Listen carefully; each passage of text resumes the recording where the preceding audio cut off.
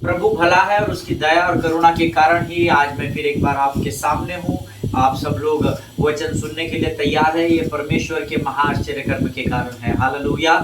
जिसने अपने इकलौते पुत्र को उस कलवरी पर दे दिया और मेरे और आपके लिए उसने अपना बलिदान किया ताकि मैं और आप आज के इस दिन को देख सके। हालेलुया। प्रिय परमेश्वर के वचन में लिखा है कि जब आप प्रभु के भवन में जाए तो धन्यवाद के साथ उसके फाटकों में आप प्रवेश करना। हमेशा स्मरण रखें, स्तुति और आराधना आपके मूड स्विंग पर डिपेंड नहीं होती। स्तुति और आराधना आपके हृदय की भावनाओं पर निर्भर नहीं करती, परंतु जब कभी भी आप प्रभु की स्तुति और आराधना करें तो उसको धन्यवाद के साथ शुरू करना सीखे, क्योंकि वचन में लिखा है कि धन्यवाद के बलिदान चढ़ाने वाला जीवित परमेश्वर की महिमा करता है। हालेलुया। परिस्थिति के अनुसार धन्यवाद नहीं दिया जाता, हर परिस्थिति में धन्यवाद दिया जाता है। हालेलुया। आमीन। मैं आप सबों का इस YouTube के चैनल पर स्वागत करता हूं और विश्वास करता हूं आप लोग वचन सुनने के लिए तत्पर और तैयार हैं। कल का जो हमने अध्ययन किया, प्रभु का मैं धन्यवाद देता हूं। जो बातें हमने सीखी कि अगर हमको उत्तम से सर्वोत्तम की ओर बढ़ना है तो हमको सबसे पहले अपने समय के द्वारा प्रभु को आदर करना है, अपने सही समय पर परमेश्वर के राज्य में बोना है। हालेलुया। और बहुत सारे ईमेल्स मुझे आए हैं, तकरीबन 25-28 ईमेल्स मुझे आए हैं जिसमें लोगों ने लिख कर भेजा है कि परमेश्वर ने कल के वचनों के द्वारा उन्हें आशीष दी है। हालेलुया। प्रियो, सबके अलग अलग जीवन की परिस्थितियां हैं, सबके अलग अलग जीवन का समय चल रहा है, लेकिन ऐसे अलग अलग परिस्थितियों में प्रभु का धन्यवाद दे कि एक ही वचन जब अलग अलग लोगों तक पहुंचता है तो परमेश्वर उन सबों के जीवन में कार्य करता है। हालेलुया। आज फिर एक बार स्वर्ग का पवित्र आत्मा हमारे मध्य में है और हमसे बातचीत करने के लिए तैयार है, लेकिन हमेशा के समान, रोज के समान क्यों ना कुछ वचनों को पढ़कर हम प्रभु की महिमा करें, हम उसकी स्तुति करें और उसके नाम को हम ऊंचा उठाएं। आज हमने पढ़ने के लिए जो वचन चुने हैं वे पाए जाते हैं भजन संहिता 69 और उसके 16 से लेकर 20 वचन हम पढ़ेंगे। भजन संहिता 69 उसके 16, 17, 18, 19 और 20 वचनों को हम पढ़ेंगे। भजन संहिता 69 उसके 16 से 20 वचन। इससे पहले कि हम इन वचनों को पढ़े, मैं फिर एक बार आपको बता दूं, अगर थोड़ा सा आपको ऑडियो सुनने में या वीडियो में तो प्रॉब्लम नहीं, ऑडियो सुनने में अगर थोड़ा डिस्टर्बेंस अगर आपको होता है तो उसके लिए मैं क्षमा चाहता हूं। मेरे बाजू वाले ऑफिस में रेनोवेशन चल रहा है और वहाँ पर काम होने की वजह से वहाँ पर से काम हो रहा है, तो कभी ठोक पीट की आवाज़ आती है, कभी ड्रिल मशीन की आवाज़ आती है। तो अगर आप डिस्टर्ब हो रहे हैं, डिस्ट्रैक्ट हो रहे हैं तो मैं आपसे क्षमा चाहता हूँ, परंतु जो कार्य मुझे सौंपा गया उसको मैं पूर्ण करूँगा। Hallelujah. So let us open our Bible to the book of Psalms chapter 69 verses 16 to 20. The word says, हे यहोवा मेरी सुन ले क्योंकि तेरी करुणा उत्तम है, अपनी दया की बहुतायत के अनुसार मेरी ओर ध्यान दे। अपने दास से अपना मुंह न मोड़ क्योंकि मैं संकट में हूँ, फुर्ती से मेरी सुन ले। मेरे निकट आकर मुझे छुड़ा ले, मेरे शत्रुओं से मुझको छुटकारा दे। मेरे नाम धराई और लज्जा और अनादर को तू जानता है, मेरे सब द्रोही तेरे सामने हैं। मेरे हृदय नाम धराई के कारण फट गया और मैं बहुत उदास हूँ। मैंने किसी तरस खाने वाले की आशा तो की परंतु किसी को न पाया, और शांति देने वाले को ढूंढता रहा परंतु कोई न मिला। हालेलुया। परमेश्वर इन पढ़े हुए वचनों के द्वारा हमें से प्रत्येक को आशीष दे। अद्भुत वचन है ये वचन। दाऊद ने उस समय लिखे हैं जब दाऊद बहुत कठिन परिस्थितियों से होकर गुजर रहा था और उसके अपने लोग भी उसकी सहायता के लिए तैयार नहीं थे और सब ने उससे पल्ला झाड़ लिया था और ऐसे समय में उसके पास कुछ नहीं बचा। हालेलुया। आज ही मैं पास्टर जॉनी लीवर के एक सरमन को देख रहा था, किसी ने मुझे भेजा और कहा, देखो अमित भाई, जॉनी भाई ने कितना सुंदर तरीके से यहाँ पर बताया है। वो बता रहे थे कि हमारे पास बहुत पैसा होता है, बहुत धन होता है, सब सुख सुविधाएं होती है, सब कुछ होता है, लेकिन एक समय ऐसा आता है जब हम शांत हो जाते हैं और फिर तब हमारी आंखें स्वर्ग के परमेश्वर की ओर लग जाती है। और जब लोग आते हैं तो आपसे पूछते हैं, क्या हो गया पास्टर, क्या हो गया सिस्टर, आपके पास कोई जवाब नहीं होता, आप सिर्फ एक्शन से बोलते हो, सब ऊपर वाले के हाथ में है। आमीन। देखिए, मैं और आप उस परमेश्वर की आराधना करते हैं जिसके पास जब हम विनतियों को लेकर जाते हैं तो हमारी प्रार्थनाओं का उत्तर देता है। हालेलुया। हमेशा स्मरण रखें, अच्छे दिनों में परमेश्वर से दूर नहीं होना और बुरे दिनों में परमेश्वर को थाम कर रखना। हालेलुया। इसका अर्थ है, अच्छे जब आपके दिन चल रहे हो तो आपके अच्छे दिन का व्यवहार और आपके बुरे समय का व्यवहार परमेश्वर के साथ एक समान होना चाहिए। हालेलुया। हे यहोवा मेरी सुन ले, क्योंकि तेरी करुणा उत्तम है। दाऊद यहाँ पर संकट और सकेती में फंसा हुआ है और वो जानता है अगर ऐसे समय में मुझे इस तकलीफ से कोई निकाल सकता है तो वो मेरा परमेश्वर यीशु नासरी है। और वो परमेश्वर यहोवा से कहता है, हे स्वर्गीय पिता मेरी सुन ले, क्योंकि तेरी करुणा उत्तम है और अपनी दया की बहुतायत के अनुसार मेरी ओर ध्यान दे। हे प्रभु, भले ही मुझसे पाप हो गया है, हे प्रभु भले ही मैंने गुनाह कर दिया है, परंतु तेरी दया मेरे जीवन में बड़ी है और उसके कारण तू मेरे पापों की ओर ध्यान न दे, परंतु मुझे क्षमा कर और मेरी सुन ले, क्योंकि तेरी करुणा उत्तम है। हालेलुया। अपने दास से अपना मुंह न मोड़, क्योंकि मैं संकट में हूँ, फुर्ती से मेरी सुन ले। अक्सर जब हम तकलीफों में होते हैं तो हम ये प्रार्थना करते हैं कि प्रभु सही समय पर मुझे आशीष दे, और जब मुझे आशीष नहीं मिलती है तो हम बोलते प्रभु आशीष नहीं देना चाहता। अरे आपने तो कहा सही समय पर आशीष दे, क्योंकि परमेश्वर यहोवा जब आशीष को देता है तो वो उसमें दुखों को नहीं मिलाता है। अब यहाँ दाऊद संकट में है और वो इतना फ्रस्ट्रेटेड है कि वो कहता है प्रभु अपने दास अपने सेवक से मुंह न मोड़ परमेश्वर पिता, क्योंकि मैं इस समय संकट में हूँ। और क्या आपको लगता है प्रभु जानता नहीं है जब हम तकलीफों में होते? जानता है। फिर भी दाऊद प्रार्थना कर रहा है, फुर्ती से मेरी सुन ले प्रभु, आमीन। मेरे निकट आकर मुझे छुड़ा ले और मेरे शत्रुओं से मुझे छुटकारा दे। जब आप संकट और सकेती में होते हैं इस प्रार्थना को जरूर कीजिएगा। 16 से लेकर 20 वचनों तक प्रभु आपको बड़ी आशीष देगा। परमेश्वर आपकी प्रार्थना को सुनेगा जैसे उसने दाऊद की प्रार्थना को सुना। आमीन। मेरी नाम धराई और लज्जा और अनादर को तू जानता है। आपकी नाम धराई, हमारी नाम धराई, हमारी लज्जा और हमारा किया गया अनादर, इसको हम भली भांति जानते हैं। अगर मैं जानता हूँ तो क्या मेरा परमेश्वर नहीं जानता होगा? वो भी जानता है।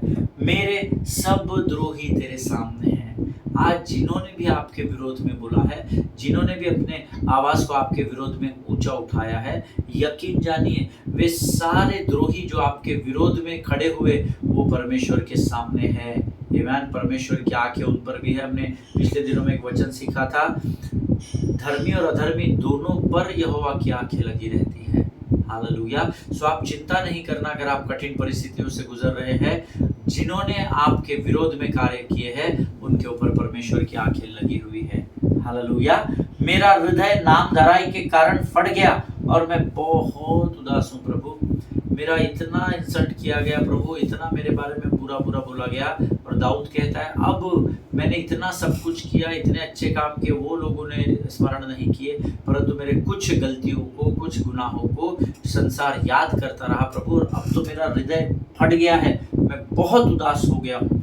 और प्रभु मैंने किसी तरस खाने वाले की आशा की, परंतु किसी को न पाया, और शांति देने वाले को ढूंढता तो रहा परंतु कोई न मिला। हालेलुया। इस बात को आप सीखिए, इस 20वें वचन को अंडरलाइन करें और इससे सीखिए। मनुष्य अगर आप पर तरस खाएगा तो उसके पास स्वार्थ रहेगा, लेकिन जब परमेश्वर अपनी दया और अपनी तरस को आपके जीवन पर उंडेलेगा वो निस्वार्थ मन से आपको आशीष से भरेगा। हालेलुया। अब ये कहता है मैंने तरस खाने वाले को ढूंढा, है ना, मैंने संसार में लोगों को ढूंढा, मैं इस स्थान पर गया, मैं उस स्थान पर गया, लेकिन मैंने किसी को भी नहीं पाया। जहां कहीं भी मैं गया लोगों ने मुझे तिरस्कार किया, मुझसे दूर हो गए। फिर प्रभु मैं शांति देने वाले को ढूंढता रहा, तो चल मेरे शंका का समाधान नहीं हो रहा है तो कुछ समय की शांति तो ढूंढ लूं, कुछ सुकून तो प्राप्त करूं। लेकिन वचन कहता है शांति देने वाला भी कोई नहीं मिला। और दाऊद जानता था कि जिस परमेश्वर की वो आराधना करता है उसका नाम ही यहोवा शालोम है, जो शांति को देता है। आमीन। इसीलिए अब वो अपने परमेश्वर के पास लौट कर आया है और वापस परमेश्वर से कहता है प्रभु अब तू ही मेरा शालोम बनकर मुझे शांति से भर परमेश्वर पिता, और प्रभु तू ही मुझ पर तरस और दया खाकर मेरी सुधि ले। हालेलुया। अगर आज यहाँ पर ऐसा कोई है जो इस वचन को सुन रहा है और अगर आप अपने मार्ग से भटक गए हो, आपसे कोई गलती या गुनाह हो गया हो, या आपको संसार ने तिरस्कृत कर दिया हो, छोड़ दिया हो, आपके लिए ये प्रार्थना है। यकीन जानिए जब आप इन वचनों को प्रार्थना में बैठकर प्रभु के सामने अंगीकार करेंगे, परमेश्वर जरूर जैसे उसने दाऊद की प्रार्थना का उत्तर दिया वो आपकी प्रार्थना का भी उत्तर देगा। हालेलुया। प्रभु के सामने जब आप बैठते हैं, हम वचन क्यों पढ़ते हैं रोज पता है? क्यों हम भजन संहिता नीति वचन पढ़ते हैं रोज? क्योंकि जब हम इसका अंगीकार करते हैं ना, वैसा वैसा हमारे जीवन में होता चला जाता है। अब आपने दाऊद के वचन, लिखे हुए वचन पढ़े, पर निकले आपके मुख से हैं, परमेश्वर आपकी सुधि लेगा। हालेलुया। परमेश्वर इन वचनों के द्वारा हम में से प्रत्येक को आशीष दे। ये समय है जब हम इन वचनों के लिए प्रभु का धन्यवाद करेंगे और आने वाले वचनों के लिए हम परमेश्वर के सामने अपना समर्पण करेंगे। आइए सिरों को झुकाकर हम प्रार्थना करें। खुदावन प्रभु यीशु मसीह के मीठे मधुर और पावन नाम के लिए हम तेरा धन्यवाद देते हैं। तू महान है, तू जीवित है, तेरी प्रशंसा, तेरी स्तुति सदा की है परमेश्वर पिता। प्रभु जी, इस समय हम प्रार्थना करते हैं, आज के जो वचन तूने हमें दिए राजा, वो हमारी प्रार्थना समझकर तू स्वीकार करना परमेश्वर पिता। प्रभु जी, हम तेरे बगैर कुछ नहीं है राजा। प्रभु परमेश्वर पिता, तेरी शांति ही हमारे लिए सब कुछ है राजा। प्रभु जी, हम धन्यवाद देते हैं इस सामर्थ भरी, ताकत भरी प्रार्थना के लिए जो तूने हमें पढ़ने की सामर्थ दी है राजा। इस समय हम अपने शरीर, प्राण, आत्मा और बुद्धि को तुझे समर्पित करते हैं, अपना सब कुछ तुझे सौंपते हैं राजा। अपने आप को यीशु मसीह के लहू में सुरक्षित करते हैं। वचनों के द्वारा बातचीत कर और आशीषित कर राजा। सारी बातों में महिमा तुझको देते हैं। आगे का सारा समय तुझे सौंपते हुए इस विनती को धन्यवाद और पूरे विश्वास के साथ हमारे उद्धारकर्ता जीवित परमेश्वर यीशु नासरी के मीठे और पवित्र नाम में मांगते हैं, सुन और बड़ी दया से ग्रहण करें। आमीन। हालेलुया। प्रभु भला है और उसकी करुणा सदा सदा की है। एक बार फिर मैं आप सबों का स्वागत करता हूं। विश्वास करता हूं आप सब लोग तैयार हैं। कल हमने कुछ अद्भुत बातों को सीखा था कि अगर आप परमेश्वर के राज्य में उत्तम से सर्वोत्तम की ओर बढ़ना चाहते हैं, अपने जीवन को महिमा से महिमा की ओर बढ़ता हुआ देखना चाहते हैं, तो सबसे पहली बात मुझे और आपको शास्त्र के अनुसार करनी चाहिए, वो है समय को मूल्यवान समझकर सही समय में प्रभु के राज्य में बोना है। हालेलुया। हमने कल मरियम और मार्था का उदाहरण भी देखा था और प्रभु का धन्यवाद हो, लोगों ने कहा हमने बहुत बार इस अध्ययन को सुना और हम सब इन बातों को जानते भी है, लेकिन इसको इस बार पास्टर आपने अलग तरीके से सामने रखा। हालेलुया। देखिए, मार्था पाप नहीं कर रही थी, मार्था गुनाह नहीं कर रही थी। जो काम मार्था कर रही थी ना, आज धर्मियों में बहुत सारे लोग मार्था का काम कर रहे हैं, मरियम का काम करने वाले बहुत कम हैं। मैं परमेश्वर का धन्यवाद देता हूँ। 2020 में एक डॉक्टर के द्वारा जो मैंने कल आपको गवाही दी, परमेश्वर ने मुझे कुछ बातों को स्मरण कराया और तब मैंने अपने जीवन को बदल दिया। हालेलुया। देखिए, परमेश्वर, मार्था परमेश्वर की ही सेवा के लिए सेवा कर रही थी, उसके ही लिए गोश्त पका रही थी, उसके लिए खाना बनवा रही थी, साफ सफाई कर रही थी कि मेरा रबी घर में आया है, उसको सब सही मैं परोसूंगी जाकर। लेकिन फिर भी वो कहता है, मार्था तुझे डिस्ट्रैक्ट हो गई संसार और शरीर की अभिलाषाओं में। लेकिन मरियम ने उत्तम भाग चुन लिया। उत्तम भाग खाना खाना नहीं होता, पानी पीना नहीं होता, उत्तम भाग परमेश्वर की उपस्थिति में बैठना होता है। हालेलुया।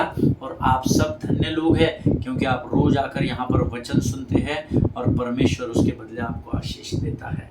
हालेलुया।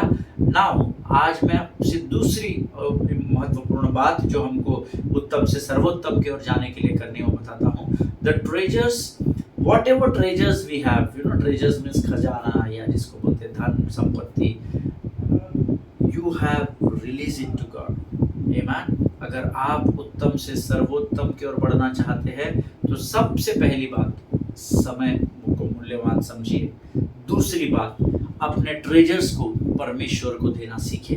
अपने धन संपत्ति, अपने खजानों को परमेश्वर को, learn to release it to God. आमीन। परमेश्वर को सौंपना सीखिए। देखिए, परमेश्वर जब मेरा और आपका न्याय करेगा, तो मैंने आपसे कल कहा था उसमें एक एरिया होगा, हमारे धन संपत्ति का भी न्याय होगा, ट्रेजर्स का, I mean our money, right. So हमारे पैसे को लेकर भी स्वर्ग के द्वार पर न्याय की बातें होगी।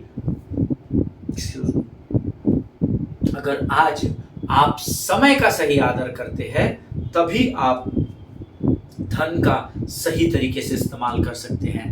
हालेलुया। देखिए मैं आपको बताता हूँ, अगर कई लोग होते हैं ना जो समय का आदर नहीं करते, कभी भी उठना, कभी भी बैठना, कभी भी सोना, फिर उनके पूरी लाइफस्टाइल में चेंज हो जाता है, फिर उनका खान-पान बदल जाता है, जो नहीं खाना चाहिए वो ऑर्डर करके ज़ोमैटो, स्विगी से मंगाते हैं और जो खाना चाहिए वो नहीं खाते, क्योंकि समय का महत्व नहीं है, कभी भी उठ रहे हैं, कभी भी सो रहे हैं, डिसिप्लिन नहीं है। लेकिन यकीन जानिए, जो लोग समय को आदर करते हैं, वो अपने धन का इस्तेमाल सही तरीके से कर सकते हैं।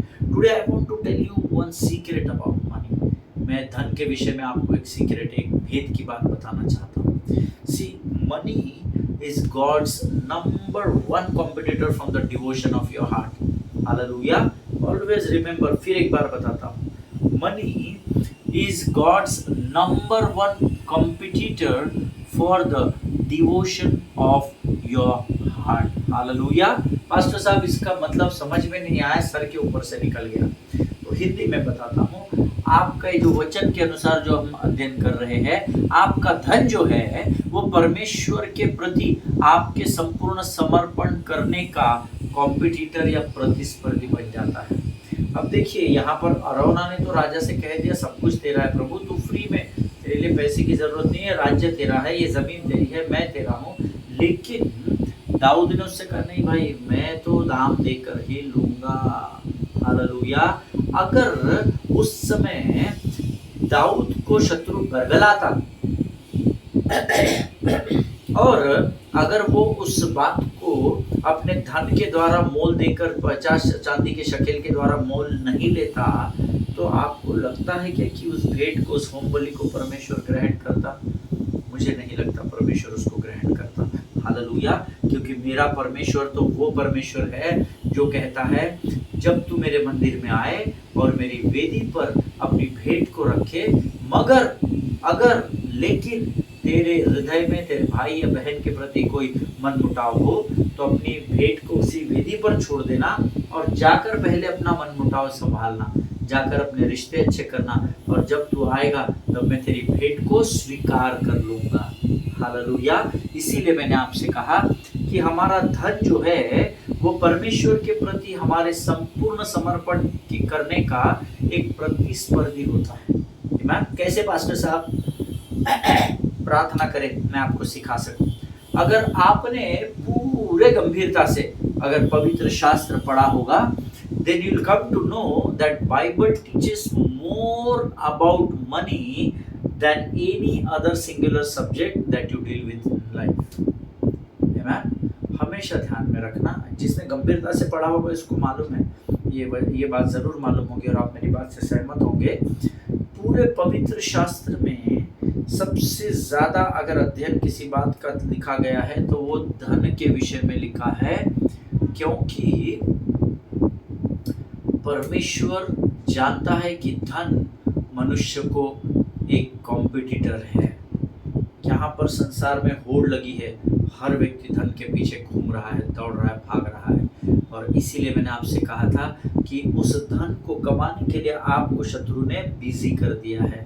तो शत्रु का सबसे मजबूत वेपन, फिर एक बार, बिजीनेस, आपके जीवन की व्यस्तता, शत्रु के जीवन का, आपके जीवन में उंडेला गया शत्रु का सबसे बड़ा हथियार है, जो आपके प्रभु की संगति और प्रभु में बढ़ने के लिए रोड़ा बन जाता है। शत्रु ने आपको धन कमाने में बहुत बिजी रखा, इसीलिए उससे बचने के लिए परमेश्वर ने धन के विषय में सबसे अधिक पवित्र शास्त्र में लिखा है। संपन्नता, धन, इस बारे में परमेश्वर ने बहुत अधिक वचन लिखे हैं ताकि हम इस बात की गहराई को समझ सकें। और उसका कारण ये है कि परमेश्वर जानता है कि हमारे मन में एक डिजायर या टेम्पटेशन है, जिसको हम कह सकते हैं प्रलोभन है या अभिलाषा हमारे जीवन में है, जिसके कारण हम हमारे धन, हमारी संपत्ति, हमारे खजाने को अक्सर परमेश्वर के प्रति अपने समर्पण से ज्यादा ऊपर रखते हैं। हालेलुया। इस बात को फिर से एक बार समझने की कोशिश करें। हम सभी, मैं आपको सिर्फ ज्ञान नहीं बांट रहा हूँ, ये मुझ पर पहले लागू होता है क्योंकि मैंने पहले पाया है। हमेशा इस बात पर मनन और अध्ययन करना। क्यों परमेश्वर ने धन के विषय में बहुत अधिक लिखा है? क्योंकि परमेश्वर जानता है कि धन के द्वारा संसार चलेगा, लेकिन ये धन ही है जो धर्मी का प्रतिस्पर्धी या कॉम्पिटिटर बन जाएगा। आमीन। क्योंकि हमारे मन की अभिलाषा, देखिए मनुष्य है, और इकोनॉमिक्स में आपको पढ़ाया गया था, ह्यूमन वांट्स आर अनलिमिटेड। ठीक है, ह्यूमन वांट्स आर अनलिमिटेड। मनुष्य की जो ज़रूरतें वो कभी पूर्ण नहीं होती, वो अनगिनत ज़रूरतें हैं। आमीन। और उसके कारण ही कई बार हम परमेश्वर से अधिक महत्व धन संपत्ति जमीन जायदाद इन सबको देने लगते हैं, which is absolutely against the word of God. Hallelujah. और इसीलिए परमेश्वर के वचन में लिखा है, the Gospel of Matthew chapter 6 verse 24, the Gospel of Matthew chapter 6 verse 24, उत्पत्ति की किताब मत्ती की किताब उसका 6वां अध्याय उसका 24 वचन, उसमें बहुत अद्भुत बात लिखी है। हमको बहुत सीखा है हमने इस वचन पर। No one can serve two masters, either you will hate the one and love the other, or you will be devoted to the one and despise the other. You cannot serve both God and money. Hallelujah, आमीन। प्रभु इस वचन को समझने में आपकी सहायता और मदद करे। कोई भी व्यक्ति दो स्वामियों की सेवा नहीं कर सकता। या तो तुम एक से घृणा करोगे और दूसरे से प्रेम करोगे, या तो तुम एक के प्रति समर्पित रहोगे और दूसरे को तुच्छ जानोगे। तुम परमेश्वर और धन दोनों की सेवा नहीं कर सकते। हालेलुया। मेरा विश्वास है आपने सुना और आपने पढ़ा भी, जो हमने पढ़ने की हमको आज्ञा दी गई थी। और एक जगह वचन में लिखा है, उसी किताब में 19 अध्याय का 23 वचन हम लोग निकालेंगे। The Gospel of Matthew chapter 19 and verse 23। हमने अभी पढ़ा मत्ती 6:24। अब हम पढ़ रहे हैं मत्ती 19:23। Then Jesus said to his disciples, Truly I tell you, it is hard for someone who is rich to enter the kingdom of heaven. Hallelujah। यीशु ने अपने शिष्यों से कहा, मैं तुमसे सत्य कहता हूँ कि एक धनवान का स्वर्ग के राज्य में प्रवेश करना कठिन है। हालेलुया। मैंने नहीं लिखा है, मुझे आपके धन की जरूरत नहीं है, परंतु परमेश्वर आज इन वचनों के द्वारा हमको आगाह करता है। हालेलुया। कोई व्यक्ति दो मनुष्य की सेवा नहीं कर सकता। अक्सर ऐसा होता है कि हम हमारे धन संपत्ति खजाने को, जमीन जायदाद को, अपने ओहदे को, अपने इन्फ्लुएंस को, इन सारी बातों को कई बार धर्मी लोग परमेश्वर के वचन से ज्यादा इसको ऊपर रखते हैं। हालेलुया। और इसीलिए एक और वचन जो हमने पिछले दिनों में भी अध्ययन किया था, 1 तिमोथी चैप्टर 6 एंड वर्स 10। पहला तिमोथियुस उसका 6वां अध्याय उसका 10वां वचन हम सब मिलकर पढ़ेंगे। 1 तिमोथी चैप्टर 6 वर्स 10। क्योंकि धन का लोभ सब प्रकार की बुराइयों की जड़ है, और कितने लोग धन के लालच में विश्वास से भटक गए और अपने आप को नाना प्रकार के दुखों से छलनी बना लिया है। टॉप ऑफ द इसको बड़े अच्छे तरीके से अंडरलाइन कर ले आप आपके पवित्र शास्त्र में। धन का लोभ सब प्रकार के बुराइयों की जड़ है, और ये बुराई की जड़ ही है जो हमें परमेश्वर और उसके वचन को नीचा रखकर इन बातों को महत्व देने के लिए उकसाती है। हालेलुया। देखिए, मैंने आपको कहा है कि शत्रु चालाक है और वो मुझे और आपको बरगलाना बहुत बेहतरीन तरीके से जानता है। इसीलिए वचन हमको बार बार ये आगाह कर रहे हैं। देखिए, पर पैसा बुरा नहीं है, धन बुरा नहीं है, लेकिन वचन कहता है धन का लोभ बुरा है। हालेलुया। इसलिए पवित्र शास्त्र में एक जगह पर लिखा है, मुझे धन तो दे पर इतना अधिक भी मत दे कि मैं फूल जाऊं। हालेलुया। मेरी आस की रोटी का प्रयोजन तो जरूर कर दे परमेश्वर पिता। क्यों? क्योंकि लिखने वाला जानता है, लिखने वाला परमेश्वर के इस भेद की बात को समझ चुका है। For the love of money is the root of evil. Hallelujah. Which while some coveted after, they have erred from the faith and pierced themselves through with many sorrows. और ये धन का लोभ ही है जो हमें नाना प्रकार के दुखों में लेकर जाता है।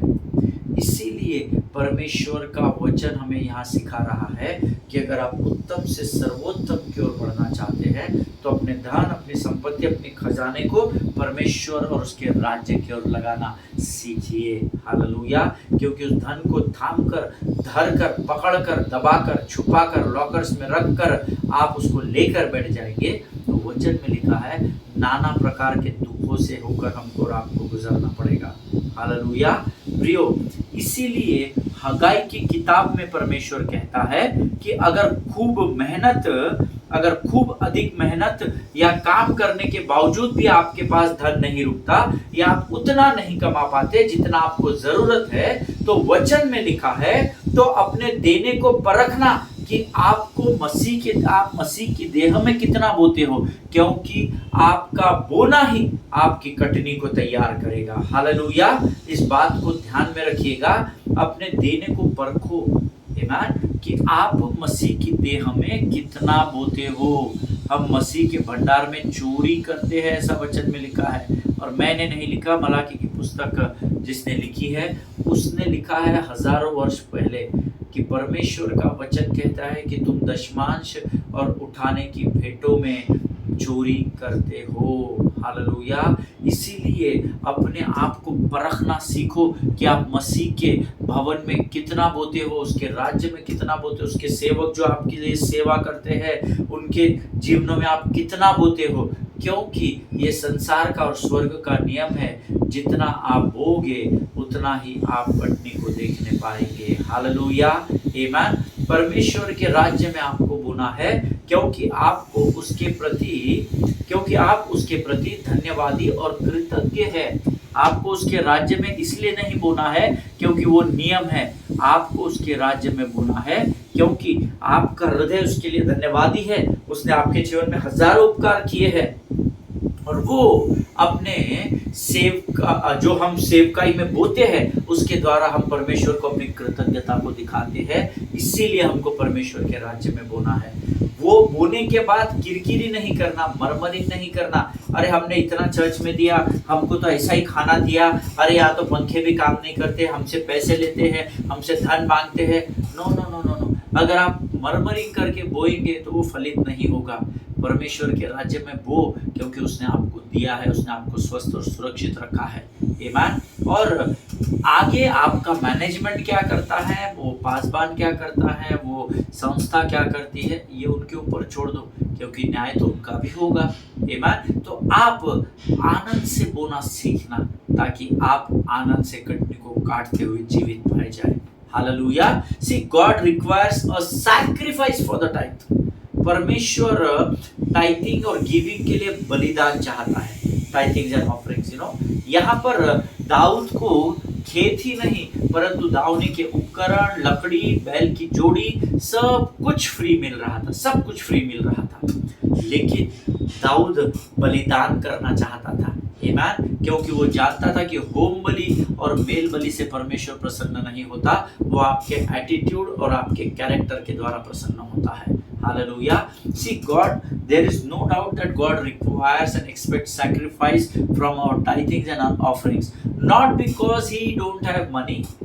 इसलिए नहीं क्योंकि उसके पास धन नहीं है। उसके पास क्या धन नहीं होगा प्रियो, वो तो धन का स्रोत है। आमीन। मैं वही हूँ, बाइबल में ऐसा लिखा है, तुम हमारे प्रभु यीशु मसीह का अनुग्रह जानते हो कि वो धनी होकर भी हमारे लिए कंगाल हो गया ताकि हम धनी बन जाए। 2 कुरिन्थियों 8वां अध्याय 9वां वचन। स्वर्ग भी उसी का, पृथ्वी भी उसी की, पृथ्वी में का सब कुछ उसी का। सब जो कुछ भी हम सुनते हैं, देखते हैं, मानते हैं, वो सब कुछ तो परमेश्वर का है। तो आपको ऐसा लगता है क्या कि आपको ऑफरिंग्स और टाइथिंग में बलिदान करना है क्योंकि परमेश्वर को उसकी जरूरत है? No no no no. God requires the sacrifice of our tithe and offerings not because he don't have it, लेकिन जब भी आप बोते हैं तो आप इस बात को दर्शाते हैं, जब भी मैं बोता हूँ तो मैं इस बात को दर्शाता हूँ, it is the declaration the heavens that I trust God more than I trust my money. Hallelujah. ये इस बात का की घोषणा होती है स्वर्ग के लिए कि मैं अपने धन, अपने खजाने, अपने संपत्ति से ज्यादा स्वर्ग के परमेश्वर यहोवा तुझ पर भरोसा रखता हूं, इसलिए मैं तेरे राज्य में कृतज्ञता और धन्यवाद के साथ उड़ेलता हूं। हालेलुया।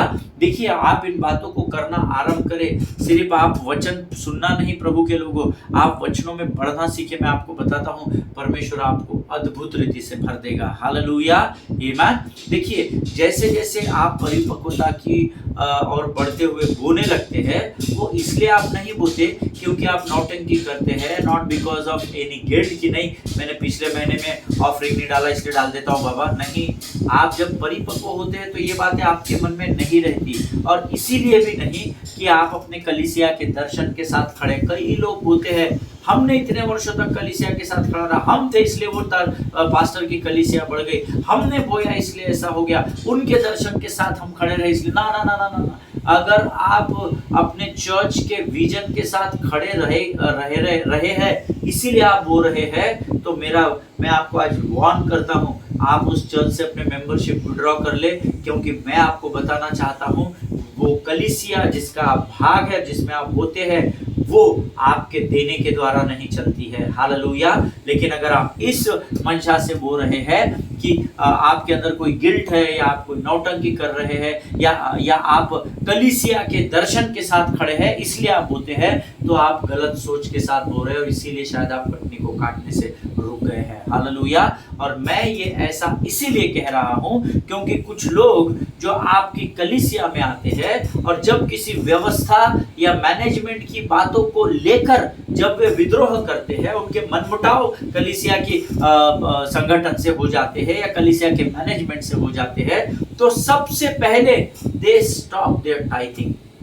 ये मैं अनुभव से कह रहा हूं। मैं एक पासवान हूं, एक कलीसिया चलाता हूं, लेकिन जब कलीसिया के मैनेजमेंट के साथ कलीसिया के लोगों का मन मुटाव हो जाता है, पासवानों की और अगुओं की बातें जब कलीसिया को समझ में नहीं आती है, वो उससे सहमत नहीं होते हैं, तो सबसे पहला काम वो करते हैं, वो टाइथिंग बंद कर देते हैं। और ऐसा करने से, देखिए, मैं आज ऐसे लोगों को आगाह करना चाहता हूं कि अगर आप देना बंद कर दे, फिर भी स्वर्ग का परमेश्वर अपने वचन से नहीं बदलेगा। ईमान। लेकिन आपके एटीट्यूड को वो जरूर परखेगा। अरे, मन मुटाव इनका है, इनकी व्यवस्था और उनकी व्यवस्था का है, इनकी आपस में नहीं बन रही। प्रभु सोचेगा कि ये मेरे पर क्यों क्रोध उठा रहा। भाई, मैंने तो कहा है कि अपने दशमांश और अपनी भेंटों को और अपनी भूमि की पहली उपज दे देकर यहोवा की प्रतिष्ठा करना, पास्टर की प्रतिष्ठा करना, मैनेजर की प्रतिष्ठा करना, मैनेजमेंट की प्रतिष्ठा करना, ये तो लिखा ही नहीं है। तो ये इनके एटीट्यूड के चक्कर में ये मेरे राज्य में क्यों कंजूसी कर रहे हैं। एक बात याद रखिए, अगर आप नहीं भी देते हैं तो आप मृत्यु नहीं पाएंगे। बहुत सारे लोग हैं जो नहीं दे सकते हैं, पर what matters is your character and is your attitude in the kingdom of God. लेकिन अगर कुछ बातें मायने रखती है तो वो आपका व्यवहार होता है। प्रियो, क्या आप किस व्यवहार के साथ प्रभु के राज्य में बोते हैं।